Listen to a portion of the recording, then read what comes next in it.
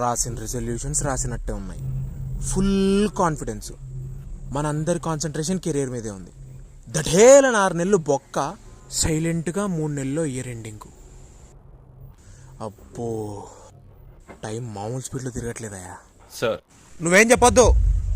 ఈ సాలు మాదే అని సంకలు గుద్దుకున్నందుకు మా అందరికి పెద్ద బొక్క. మా బతుకు ఆర్సీబీ లాగా అయిపోయింది. సార్ మీరు కాన్సన్ట్రేట్ చేయకుండా రిలీజ్ అంటూ తిరిగి నీ వల్ల కాదులేవయ్యా పాత ఇయర్. మా రిజల్యూషన్స్ అన్ని నెక్స్ట్ ఇయర్ షిఫ్ట్ చేసాం. రేయ్ 2025 రమ్మను.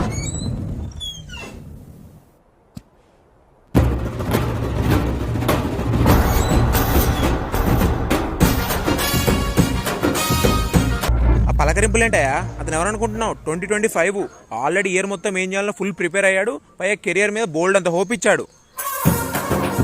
ఏమండే, అతను చూస్తుంటే కల్కి కలెక్షన్స్లో జీవితం కలకల్లాడిపోద్ది అనిపించట్లా? నువ్వేం ఫీల్ అవ్వకయా పాత ఇయర్. అలాంటిదేం లేదు సార్. ఈ ఇయర్ గురించి నాకు బాగా తెలుసు. ఇది చాలా లక్కీ. ఇంకా మీకు జీవితంలో గోల్స్, హోప్స్ ఏమైనా ఉంటే అన్నీ తీసుకొచ్చి ఇయర్లో పెట్టాడు. This is the right time. Correct. ఆహా, ఇదే మనం బిజినెస్ స్టార్ట్ చేయడానికి కరెక్ట్ ఇయర్ నాయన.